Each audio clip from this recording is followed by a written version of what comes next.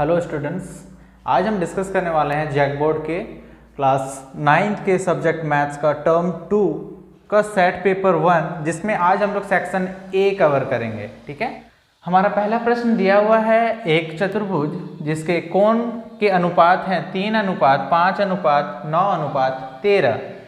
हमें एक चतुर्भुज के कोणों का जो अनुपात दिया गया है, तो सबसे पहले हम इन अनुपात को हटाने के लिए हम इसको लिख सकते हैं 3x। पहला कोण 3x हो जाएगा, दूसरा कोण 5x, तीसरा कोण 9x और चौथा कोण 13x। अब हमें पता है एक चतुर्भुज के कुल कोणों का योग, चतुर्भुज के कोणों का योग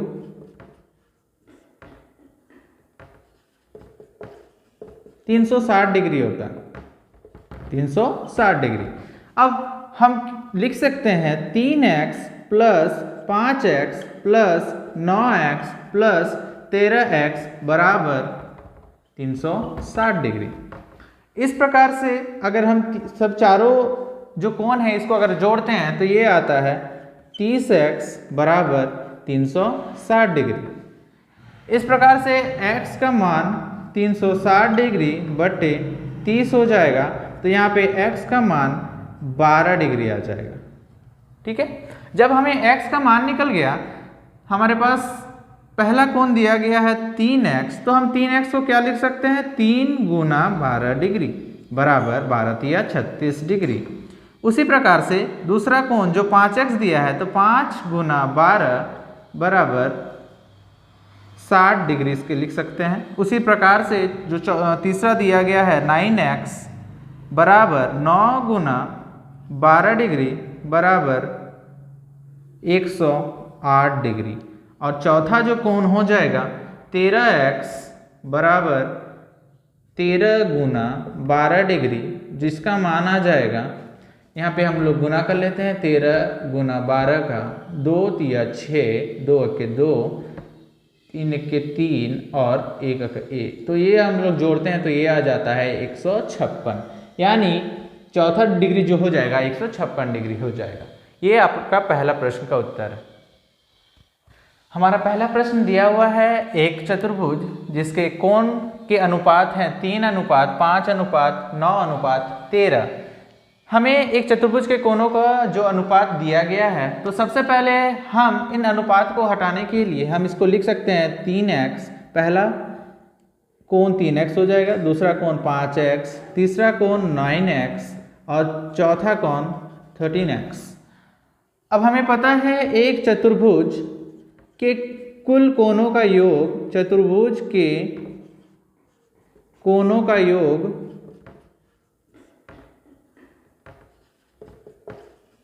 360 डिग्री होता है, 360 डिग्री।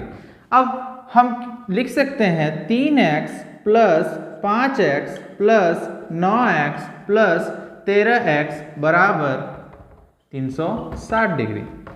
इस प्रकार से अगर हम सब चारों जो कोण है इसको अगर जोड़ते हैं तो ये आता है 30x बराबर 360 डिग्री।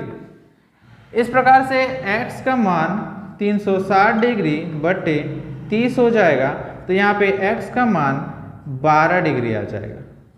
ठीक है, जब हमें x का मान निकल गया, हमारे पास पहला कोण दिया गया है 3x, तो हम 3x को क्या लिख सकते हैं, 3 गुना 12 डिग्री बराबर 12 × 36 डिग्री। उसी प्रकार से दूसरा कोण जो 5x दिया है, तो 5 गुना 12 बराबर 60 डिग्री इसके लिख सकते हैं। उसी प्रकार से जो तीसरा दिया गया है 9x बराबर 9 गुना 12 डिग्री बराबर 108 डिग्री। और चौथा जो कोण हो जाएगा 13x बराबर 13 गुना 12 डिग्री, जिसका मान आ जाएगा, यहाँ पे हम लोग गुना कर लेते हैं, 13 गुना 12 का 2 × 6, 2 × 2, 3 × 3 और 1 × 1, तो ये हम लोग जोड़ते हैं तो ये आ जाता है 156। यानी चौथा डिग्री जो हो जाएगा 156 डिग्री हो जाएगा। ये आपका पहला प्रश्न का उत्तर है। प्रश्न नंबर 2 दिया गया है, एक केंद्र है जो एक वृत्त पर बिंदु, 3 बिंदु दिए हैं ए बी सी, और जिसमें से एंगल बी ओ सी बराबर 30 डिग्री दिया गया है, एंगल ए ओ बी बराबर 60 डिग्री दिया गया है, और ये बताया गया है कि ए बी सी एक चाप है, तो एंगल ए डी सी ज्ञात कीजिए। आपको याद होगा कि कभी भी कोई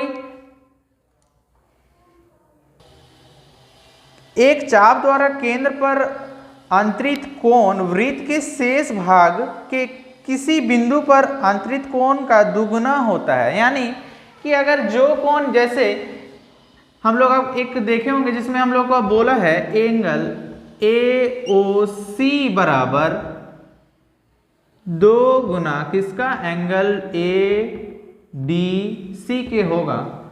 तो यहाँ पे हम लोग लिख सकते हैं एंगल ए ओ सी, अगर हम लोग देखें तो ये क्या हो जाएगा, एंगल ए ओ सी को हम लोग लिख सकते हैं angle A O B plus angle B O C बराबर 2 एंगल ए डी सी।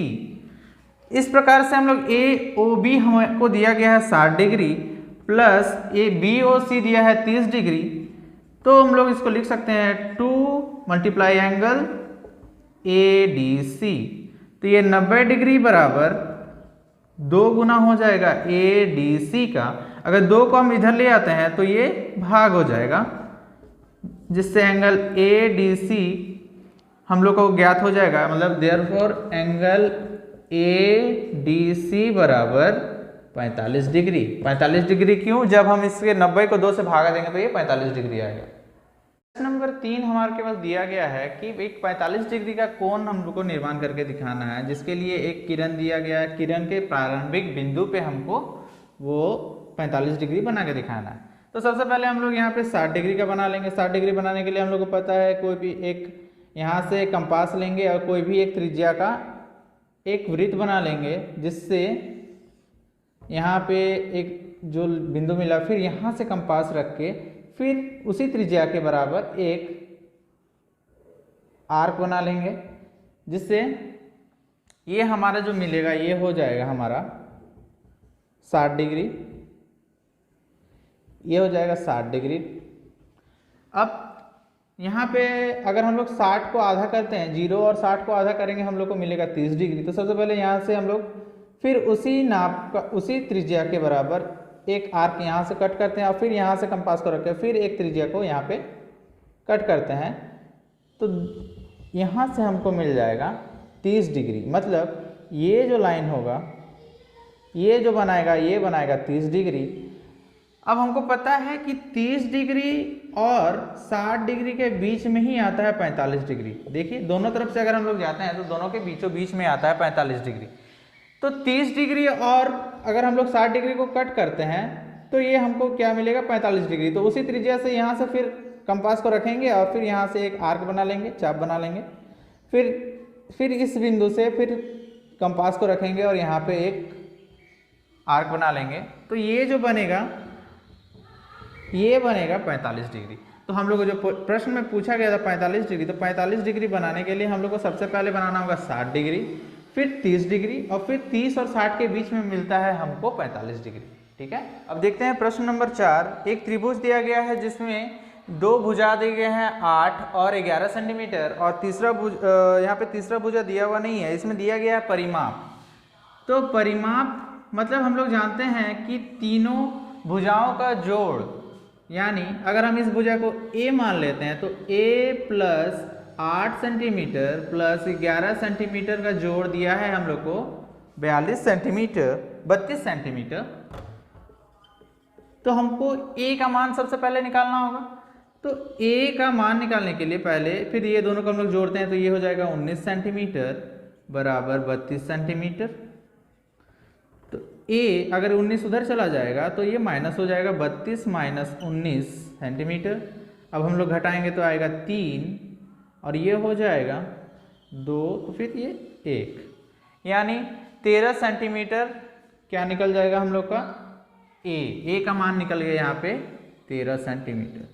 जब हम लोग को एक त्रिभुज दिया गया है और तीनों भुजा बराबर नहीं है, तो हम लोग एक सूत्र पढ़े थे, हीरोन्स फॉर्मूला, जिसके द्वारा हम लोग किसी त्रिभुज का क्षेत्रफल निकाल सकते हैं। क्योंकि इस प्रश्न में पूछा गया हम लोग को एक त्रिभुज का क्षेत्रफल। तो त्रिभुज का क्षेत्रफल बराबर हम लोग पढ़े थे हीरोन्स का formula under root S minus A S minus B S minus C. ये क्या था? क्षेत्रफल किसका? त्रिभुज का। त्रिभुज का क्षेत्रफल। ठीक है, तो सबसे पहले हम लोग ये क्या कर लेंगे, सबसे पहले s का मान निकाल लेते हैं। तो s बराबर क्या होता है? s बराबर होता है a प्लस बी प्लस सी बटे 2, यानी s बराबर होता है अर्ध परिमाप जो a प्लस बी प्लस सी यानी कि तीनों भुजाओं का जोड़ बटे 2, मतलब आधा पेरीमीटर होता है जिसको सेमी पेरीमीटर बोलते हैं इंग्लिश में। तो a यहाँ पे है 13 प्लस b यहाँ पे 11 मान लीजिए प्लस 8 बटे 2 सेंटीमीटर, यानी कुल जोड़ने पे आएगा 32 बटे 2 बराबर 16 सेंटीमीटर। यहाँ पे s का मान आ गया 16 सेंटीमीटर। तो हम लोग यहाँ पे s का मान बैठाते हैं, तो s मान आ गया 16 माइनस a, मतलब यहाँ पे a हम लोग लिए थे 13, इसलिए यहाँ पे 13 लिख लेते हैं। फिर s माइनस b, यहाँ पे b को हम लोग 11 लिए थे, इसलिए 16 माइनस 11 या 11 बोले या 16 माइनस 8, इसी प्रकार से हो गया। अब जब हम लोग करते हैं इसको तो ये हो जाएगा 16 माइनस 13 तो हो जाएगा 3, और 16 माइनस 11 हो जाएगा 5, और 16 माइनस 8 करेंगे तो हो जाएगा ये 8। यहाँ से हम लोग लिख सकते हैं अंडर रूट 16 इंटू 3 इंटू 5, हम यहाँ पे 8 को लिख लेते हैं 2 इंटू 4। ठीक है, अब हम लोग को पता है कि अंडर रूट 16 का मान हो जाएगा, रूट से जब निकलेगा बाहर तो ये हो जाएगा 4, और फिर 4 का हो जाएगा 2, अंदर क्या बचेगा 3, 5 और 2, यानी कि 8 रूट 30 सेंटीमीटर स्क्वायर क्षेत्रफल हो जाएगा। ठीक है, अब देखते हैं प्रश्न नंबर 5, जिसमें दिया गया है कि 10 मैचों में कितने गोल मारे गए हैं। तो अब हम लोग यहाँ पे प्रश्न पूछा गया है इनका माध्य निकालिए। तो माध्य जिसको इंग्लिश में बोलते हैं मीन। तो मीन बराबर क्या होता है? सबसे पहले हम लोग जितने भी नंबर है उसको जोड़ लेते हैं। मीन को भी x बार लिखा जाता है। सबसे पहले इसको हम लोग लिखने का ये है कि x1 plus x2 plus x3, जहाँ तक जाना है x का पावर n बटे n।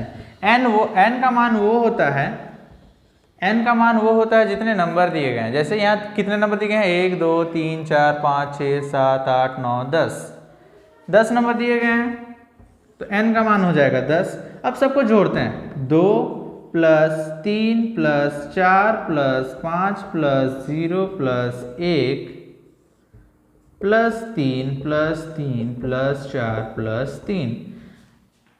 देख लेते हैं सब 10 लिखेंगे नहीं, 1 2 3 4 5 6 7 8 9 10, क्योंकि कई बार ऐसा हो जाता है कि ये छूट जाता है।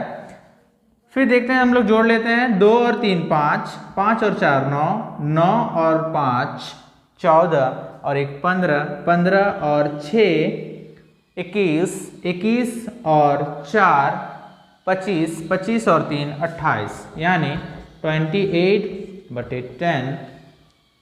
इसी को हम लोग लिखेंगे 2.8, आंसर हो जाएगा। देखते हैं कि प्रश्न नंबर 6 हम लोग को दिया गया है, एक आंकड़ा दिया गया है। इसमें हम लोग को, इस प्रश्न में हम लोग को निकालना है मोड, यानी कि बहुलक ज्ञात करना। बहुलक क्या होता है? जो नंबर सबसे अधिक बार आया है उसको हम लोग बहुलक बोलते हैं। तो सबसे पहले इस जो दिया गया आंकड़ा है इसको हम लोग लिख लेते हैं आरोही क्रम में, यानी बढ़ते हुए क्रम में। तो सबसे पहले लिखेंगे 14 जितना बार है उसको लिख लेते हैं। 14 है हम लोग का 1 बार 2 बार 3 बार 4 बार, तो 14 हो जाएगा 4 बार। 14 के बाद देखें इससे बड़ा नंबर है 17 है 1 बार। 18 कितना बार है? 18 3 बार दिख रहा है। फिर 18 के बाद 22 हो जाएगा, फिर 23 हो जाएगा, फिर 25 और 28। तो यहाँ पे हम लोग देख सकते हैं सबसे अधिक बार आने वाले नंबर कौन से हैं? 14। तो यानी बहुलक इसका हो जाएगा 14, अवलग बराबर 14। हमारा आखिरी प्रश्न है प्रश्न नंबर 7, जिसमें एक सिक्के को 1000 बार उछाला जाता है, तो जिसमें चीत आता है 455 बार और पट आता है 545 बार। अब हम लोग को इसमें निकालना है प्रायिकता। सबसे पहले हम लोग निकालते हैं चीत आने की घटना को हम लोग मान लेते हैं, चीत आने की घटना बराबर E1 मान लेते हैं। तो प्रायिकता E1 क्या हो जाएगा, चीत आने की संख्या बटे